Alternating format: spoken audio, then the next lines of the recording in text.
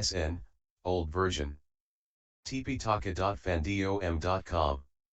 V. Maha Vagga, the great section. This volume covers the 37 virtues partaking of enlightenment, which are rearranged, starting with the Noble Eightfold Path, including other virtues prior to the path, the 7 enlightenment factors, the 4 based of mindfulness, the 5 controlling faculties, the 4 right efforts, the 5 powers, the 4 paths of accomplishment, including other related topics, e.g. the 5 hindrances, the 10 fetters, the 4 noble truths, the absorptions, along with the attributes of stream entrance and the meritorious consequences of the fruition of stream entry.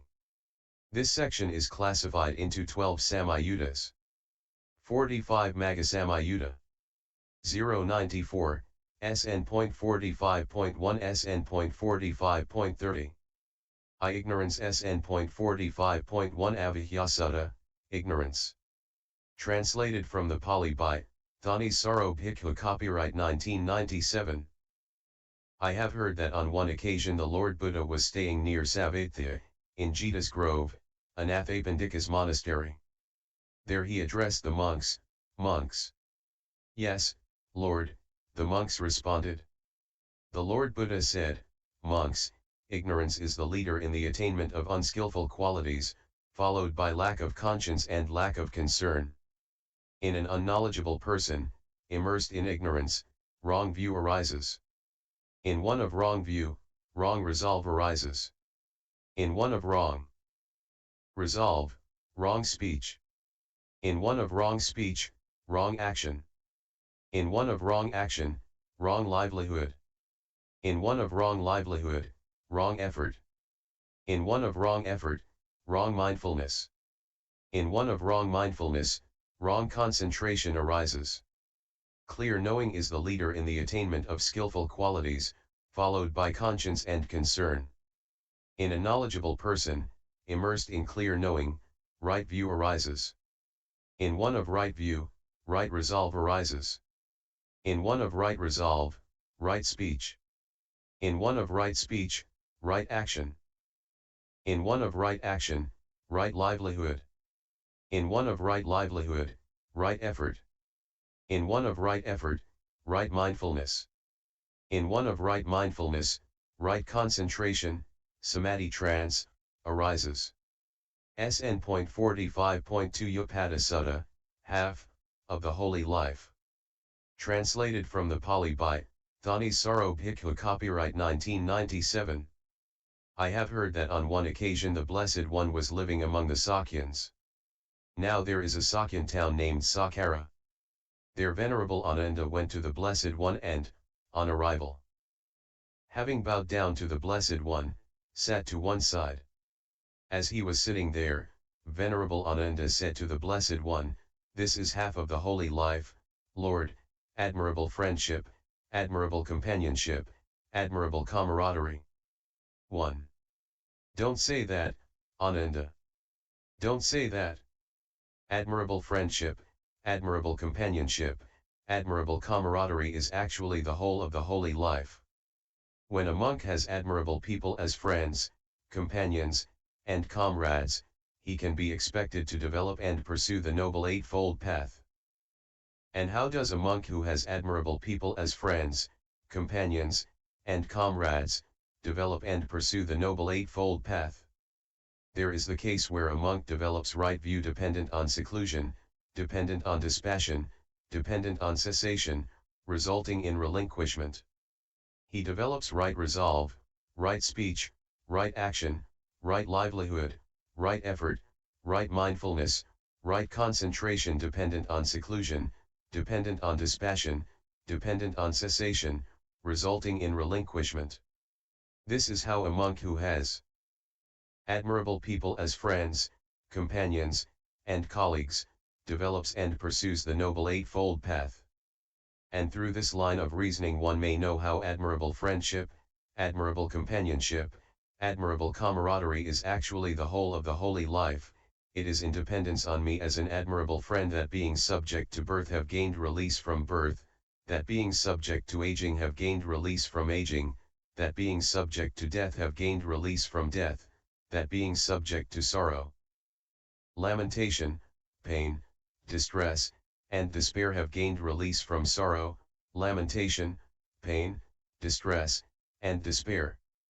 It is through this line of reasoning that one may know how admirable friendship, admirable companionship, admirable camaraderie is actually the whole of the holy life. Notes 1. As an 8.54 points out, this means not only associating with good people, but also learning from them and emulating their good qualities. SN.45.4 The Brahmin at Savatya.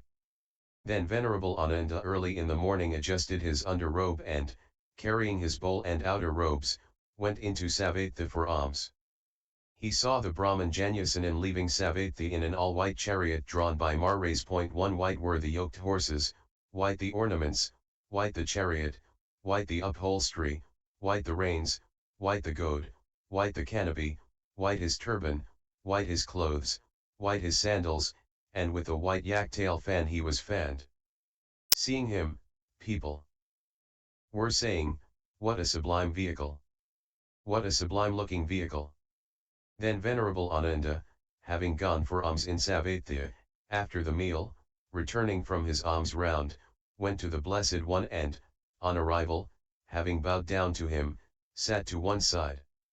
As he was sitting there, he said to the Blessed One, "Just now, Lord, early in the morning, I adjusted my under-robe and, carrying my bowl and outer robes, went into Savatya for alms.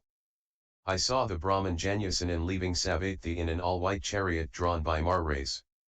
White were the yoked horses, white the ornaments, white the chariot, white the upholstery, white the reins, white the goad, white the canopy, white his turban, white his clothes, white his sandals, and with a white yak-tail fan he was fanned."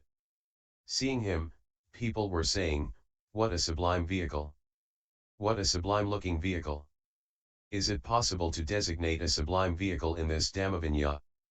"It is possible, Ananda," said the Blessed One. "That is a synonym for this very same Noble Eightfold Path, sublime vehicle, Dhamma vehicle, unexcelled victory in battle. Right view, Ananda, when developed and pursued, has the subduing of passion as its end point, the subduing of aversion as its end point, the subduing of delusion as its end point. Right resolve, right speech, right action, right livelihood, right effort, right mindfulness, right concentration, when developed and pursued, has the subduing of passion as its end point, the subduing of aversion as its end point, the subduing of delusion as its end point. It is by the sequence of reasons that one can know how that is a synonym for this very same Noble Eightfold Path, sublime vehicle, Dhamma vehicle, unexcelled victory in battle. That is what the Blessed One said. Having said that, the one well gone, the teacher, said further, one with the qualities of conviction and discernment, always yoked to its shaft, shame its pole, the heart its yoke tie, mindfulness the protective charioteer, virtue the chariot accessories, jhana the axle, persistence the wheels, equanimity the balance of the yoke, hungerlessness its upholstery, non-ill will, harmlessness, and seclusion its weapons, patience its armor and shield, it rolls to security from bondage, coming into play from within oneself, the sublime vehicle unsurpassed. They, the enlightened, leave the world. They, absolutely, win victory. Note: 1 Janyasanan and his all-white chariot also appear in MN 27 and MN 99. SN.45.8 Magga-samyutta Sutta, an analysis of the path. Translated from the Pali by Thanissaro Bhikkhu copyright 1997. I have heard that at one time the Blessed One was staying in Savatya at Jita's Grove, Anathapindika's monastery. There he addressed the monks, saying, "Monks." "Yes, Lord," the monks responded to him. The Blessed One said, I will teach and analyze for you the Noble Eightfold Path. Listen and pay close attention. I will speak. As you say, Lord, the monks responded to him. The Blessed One said, now what, monks, is the Noble Eightfold Path? Right view, right resolve, right speech, right action, right livelihood, right effort, right mindfulness, right concentration. And what, monks, is right view? Knowledge with regard to stress, knowledge with regard to the origination of stress, knowledge with regard to the stopping of stress, knowledge with regard to the way of practice leading to the stopping of stress. This, monks, is called right view. And what is right resolve? Being resolved on renunciation, on freedom from ill will, on harmlessness, this is called right resolve. And what is right speech? Abstaining from lying, abstaining from divisive speech, abstaining from abusive speech, abstaining from idle chatter, this, monks, is called right speech. And what, monks, is right action? Abstaining from taking life, abstaining from stealing, abstaining from unchastity, this, monks, is called right action. And what, monks, is right livelihood? There is the case where a disciple of the Noble Ones, having abandoned dishonest livelihood, keeps his life going with right livelihood. This, monks, is called right livelihood. And what, monks, is right effort? There is the case where a monk generates desire, endeavors, activates persistence, upholds and exerts his intent for the sake of the non-arising of evil, unskillful qualities that have not yet arisen. 2.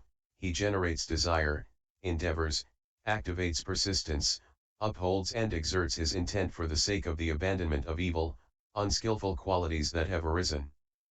3. He generates desire, endeavors, activates persistence, upholds and exerts his intent for the sake of the arising of skillful qualities that have not yet arisen. 4. He generates desire, endeavors, activates persistence, upholds and exerts his intent for the maintenance, non-confusion, increase, plenitude, development, and culmination of skillful qualities that have arisen. This, monks, is called right effort.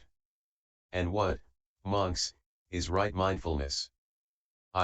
There is the case where a monk remains focused on the body in and of itself, ardent, aware, and mindful, putting away greed and distress with reference to the world. 2. He remains focused on feelings in and of themselves, ardent, aware, and mindful, putting away greed and distress with reference to the world. 3. He remains focused on the mind in and of itself, ardent, aware, and mindful, putting away greed and distress with reference to the world. 4. He remains focused on mental qualities in and of themselves, ardent, aware, and mindful, putting away greed and distress with reference to the world. This, monks, is called right mindfulness. And what, monks, is right concentration? There is the case where a monk, quite withdrawn from sensuality, withdrawn from unskillful, mental, qualities, enters and remains in the first jhana, rapture and pleasure born from withdrawal, accompanied by directed thought and evaluation. 2. With the stilling of directed thoughts and evaluations, he enters and remains in the second jhana, rapture and pleasure born of concentration, unification of awareness free from directed thought and evaluation, internal assurance. 3. With the fading of rapture, he remains equanimous, mindful, and alert, and senses pleasure with the body. He enters and remains in the third jhana, of which the Noble Ones declare, equanimous and mindful, he has a pleasant abiding. 4. With the abandoning of pleasure and pain, as with the earlier disappearance of elation and distress, he enters and remains in the fourth jhana, purity of equanimity and mindfulness, neither pleasure nor pain. This, monks, is called right concentration. That is what the Blessed One said. Gratified, the monks delighted at his words. YouTube video Buddhist Sutras. https://www.youtube.com/user/lich1299/playlist s. And SN094.